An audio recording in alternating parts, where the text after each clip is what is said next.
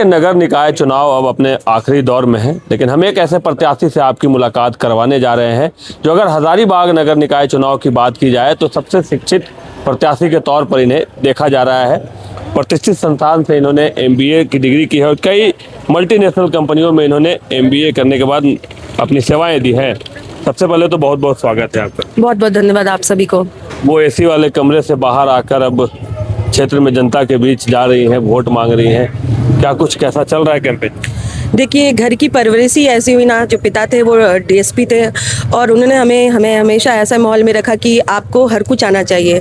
दाएं नौकर मेट सब कुछ हुआ करती थी, लेकिन कभी कभी घर के कार्यों में हम लोगों को योगदान देना पड़ता था और कभी कभी तो ऐसा होता, वो बहुत ही डिसिप्लिन लाइफ कैसे जिया जाता है मेरे माता पिता ने मुझे सिखाया था। और अपने मैं माननीय फादर इन लॉ के बारे में बात कहूँ तो उनसे भी मुझे बहुत कुछ सीखने को मिला। वो हमेशा हमारे साथ बहुत सारी चीज़ों के बारे में बात करते हैं, तो बहुत कुछ सीखने को मिलता है। और परिवार में कई लोग ऐसे हैं जो बुद्धिजीवी हैं और उनसे हम लोग हमेशा डिस्कशन करते हैं, क्योंकि हमारे घर में, मेरे ससुराल में बहुत ही ओपन एनवायरनमेंट है जहाँ पे बहू को बेटी की तरह देखा जाता है। तो हमेशा हमारे घर में बैठकी होती है जहाँ पे हम लोग हंसते हैं, चीज़ों को बात करते हैं, तो बहुत कुछ मुझे सीखने को मिला। और यही कारण है कि मैं कह सकती हूँ कि बहुत कुछ मैंने अपने आप में सुधार भी लाया, जो कमियाँ थी उसको खत्म करने का प्रयास किया। क्षेत्र में भ्रमण कर रही हैं, क्या कुछ समस्याएं ज़्यादातर देखने को मिल रही हैं? क्षेत्र में तो अगर बोला जाए, जो मूलभूत सुविधाएं जिसके बारे में बार बार ये शब्द शायद इतना पॉपुलर हो गया है कि सबसे ज़्यादा सर्च किया जाएगा वार्ड 22 में तो पहुंच ही नहीं पाया है। मुझे लगता है कि ग्राम पंचायत से भी बदतर स्थिति हमारे वार्ड की है। और अगर आप रोड भी, आप मेरे घर के पास ही ये रोड देख लें, ये बिल्कुल मेन एरिया है, सेंटर ऑफ अट्रैक्शन आप कहेंगे, हमारी काली मंदिर है जो सेंटर ऑफ टूरिज्म बन सकता है। इस घर के पास भी अगर रोड की स्थिति आप देख लें तो जो भी बना है शायद हम लोगों ने ही बनवाया है अपने मत से। कुछ कुछ टूट जाता है, क्योंकि टूट गया है और हमने कई बार बोला कि इसको मेंटेन करवाना चाहिए। और उधर भी आगे आप जाइए तो जगह जगह पे आप कहीं पे होल देखेंगे, कहीं पे आप देखेंगे कि रोड बना है तो नाली ही नहीं बनी है, कहीं कहीं रोड तो पहुंच ही नहीं पाया है। और भी अगर आप दूसरी सुविधाओं के बारे में बात करें तो स्ट्रीट लाइट्स जिनके बारे में बात होती है, जो बहुत ज़रूरी है, क्योंकि आजकल हर वार्ड में आप देख रहे हैं चोरियाँ, डकैती और अपहरण के केसेस आते जा रहे हैं। तो ये बहुत ज़रूरी है कि महिलाओं, बच्चों का सुरक्षा किया जाए। सिर्फ महिलाएं क्या, पुरुष भी इस मामले में अगर देखा जाए तो वो भी खतरे में, क्योंकि ये केसेस किसी के साथ भी हो सकती है। और अगर आप वाटर सप्लाई के बारे में बात करें तो लोग इसका टैक्स भर रहे हैं, कई मूलभूत सुविधाएं जिसका लोग टैक्स भर रहे हैं लेकिन वो सुविधा उनको नहीं मिली हुई है। तो इसके लिए एक ऐसा मंच होना चाहिए, एक ऐसा प्रतिनिधि होना चाहिए जो जनता की आवाज़ नगर निगम में उठा सके और उनके समस्याओं का समाधान कर सके। शिवपुरी की एक समस्या जो खास तौर पर देखने को मिलता है, बरसात के समय में जल जमाव काफ़ी होता है इस क्षेत्र में। तो क्या लगता है पिछले जनप्रतिनिधि जो यहाँ से जीत के आए थे उन्होंने कुछ इस पर काम किया है या नहीं किया? अगर उन्होंने काम किया रहता तो ये स्थिति ही नहीं रहती, क्योंकि अगर आप मान लीजिए रोड भी कंस्ट्रक्ट करवा रहे हैं और अगर आपने ड्रेनेज नहीं दिया प्रॉपर्ली और रोड में नाली में जल जमाव है तो कहीं ना कहीं रोड पे आएगा और रोड को क्षति करेगा। तो नगर निगम का मद और जनता का जो मद, जो टैक्स से नगर निगम हमें पैसा देता है, वो कहीं ना कहीं उसको क्षति पहुँचती है और वो बर्बाद होता है। तो उनकी उदासीनता 15 साल में हमेशा रही है और हर तरफ रही है। मैं एक चीज़ और चिन्हित करूँगी कि अगर आप छठ पीछे जाएँ शिव मंदिर, तो वहाँ पे एक नाला हुआ करता था जिसमें साफ पानी हुआ करता था और वो कई लोगों के लिए पानी का स्रोत था। कई लोग उसको यूज़ करते थे अपनी दिनचर्या में। अब उसकी ऐसी स्थिति है कि कोई भी हादसा हो सकता है, कोई डूब सकता है, और ऐसे केसेस हुए भी हैं जहाँ पे लोग डूब गए, लेकिन उनकी तरफ से अनभिज्ञता के कारण उसमें कोई कार्रवाई नहीं की गई। तो हमने उसको भी सौंदर्यीकरण और वहाँ पे छठ तालाब का निर्माण करने का संज्ञान लिया है। आपके वार्ड में आपके पोस्टर फाड़ने की भी घटना हमने सुनी, कौन है वो लोग जो आपका पोस्टर फाड़ रहे हैं? देखिए, पोस्टर्स पहले तो हमें पता नहीं था कि पोस्टर्स कौन फाड़ रहे हैं, लेकिन कहीं कहीं जिन लोगों ने अपने घर में CCTV कवरेज लगाया है तो हमें एक दो जगह मिला जो पोस्टर फाड़ रहे थे। उसमें जो हमारी क्रम संख्या विपक्षी पक्ष के जो क्रम संख्या 3 बल्ला छाप जिनका है रेसिका लाल और उनके पति का नाम चंदन कसेरा है जो पूर्व मुखिया रह चुके हैं, उनके भतीजे ऋषभ कसेरा ने और उनके साथ कुछ साथी भी थे जिन्होंने मिल करके मेरा पोस्टर जगह जगह पे फाड़ा। तो उसके लिए हमने कंप्लेन भी किया, हमने दोबारा भी जा करके बोला। पहले तो हम लोग रुक गए थे क्योंकि हमें लगा कि शायद एक दो फाड़ रहे हैं, लेकिन जब जगह जगह मेरे प्रचार प्रसार में वो रुकावट डालने लगे तो कहीं ना कहीं हमारे जो मद है उसको क्षति पहुंचा रहे हैं। और इसमें खर्चा करने का एक लिमिट होता है, आप 290 से ऊपर से या 3 लाख से ऊपर से खर्चा नहीं कर सकते हैं। तो हम कैसे अपना प्रचार प्रसार करेंगे? लोगों के जनसंपर्क में मैं कैसे जनता के पास पहुंच पाऊंगी? जाऊंगी, वार्ड बॉस के पास पहुंच जाऊंगी। तो मुझे लगा कि अब सत्यता लोगों को बतानी ज़रूरत है, क्योंकि जो वो चुन रहे हैं वो एक ऐसा नेतृत्व होना चाहिए, एक ऐसा नेता होना चाहिए जो मेहनत पे विश्वास करता है, ना कि ऐसी छुटपुट हरकतों पे और इस तरह की तुच्छ हरकतों पे विश्वास करता है, क्योंकि जो नेतृत्व करता है वो बहुत ही इंपॉर्टेंट है।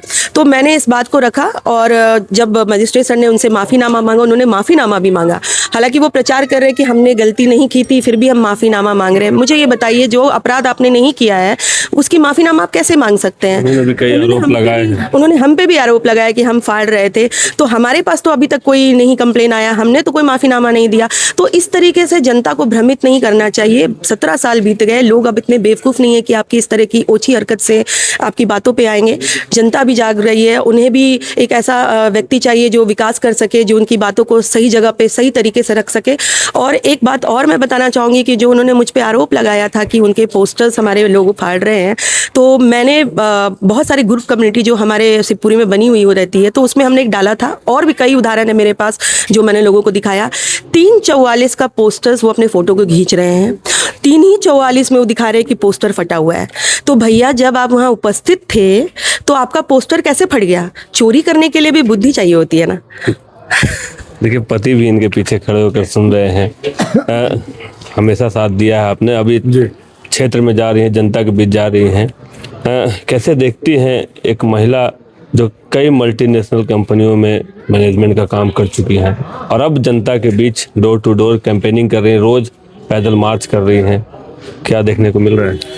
पहले तो आप लोगों को धन्यवाद और जोहार। देखिए, जनता जो यहाँ की है वो काफ़ी ही जागरूक है। उन्हें पता है कि पिछले 17 साल से, जैसे हमारे विपक्षी जो हैं बल्ला छाप, वो 5 साल उनके पति जो हैं एज ए मुखिया भी रहे। 2 टर्म म्यूनिसिपलिटी होने के बाद, नगर निगम होने के बाद, उनकी वाइफ जो है वार्ड पार्षद भी रहे, और विकास के नाम पे वी तक नहीं गए। कंडीशन ये है कि अभी भी आप लोग जान रहे हैं कि अगर बरसात हो जाए तो शिवपुरी में नाव से आना पड़ेगा। नाला का देखा जाए तो नाला की ये कंडीशन है कि वो नाला अब जो है नली में तब्दील हो गई है, जहाँ पे छठ पर्व होता था।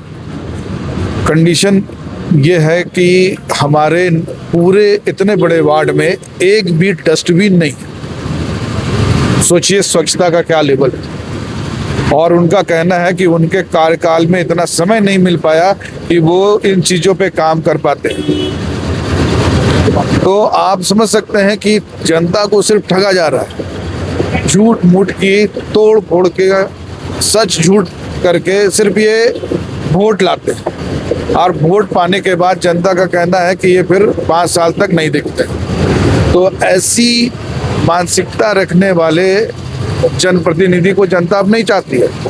अब जो जनता का प्यार और जनता का जो सहयोग है, जो डोर टू डोर हमारी वाइफ और हमारे परिवार के लोग और हमारे मोहल्ला के लोग एक दूसरे से संपर्क कर रहे हैं, हम लोगों को इतना प्यार और इतना आशीर्वाद मिल रहा है कि हमें लग रहा है कि हम जो है सही में जनसेवा कर सकते हैं और करने के लिए तैयार भी। एक अंतिम अपील, 23 तारीख को मतदान है, जनता से क्या करें? मैं जनता से यही कहना चाहूँगी कि आपके सामने 3 प्रत्याशी हैं सामने। एक का तो कार्य कैसा रहा है, क्या उदासीनता रही है उनकी हमारे वार्ड को विकास को लेकर के, वो आप सभी को पता है। तो मुझे तो लगता है कि मुझे उनके बारे में कुछ कहना ही नहीं चाहिए, आप लोग खुद निर्णय लें। दूसरा जो प्रत्याशी हैं वो कभी मैदान में दिखती ही नहीं है।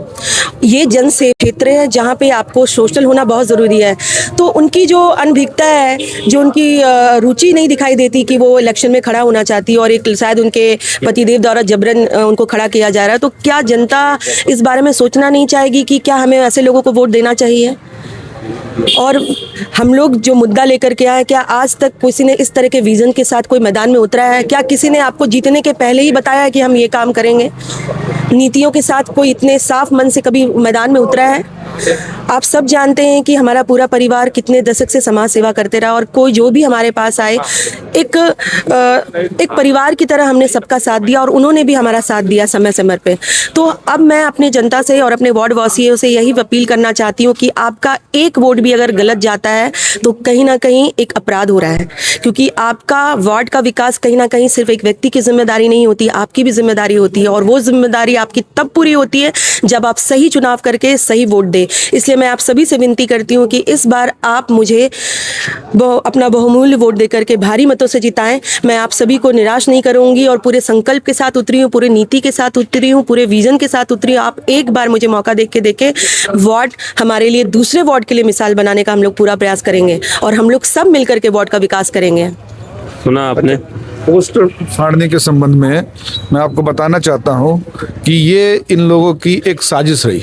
हुआ क्या कि जब हम लोग डोर टू डोर कैंपेन करने लगे और जो जनता का प्यार और सहयोग मिलता रहा, हम 4 लोग से स्टार्ट किए हैं और आज 4 से 10, 20, 40 और लोग की संख्या बढ़ते जा रही। तो इससे मेंटली फ्रस्ट्रेट होके नहीं होता है खिसियाल बिल्ली खंबा नोचे।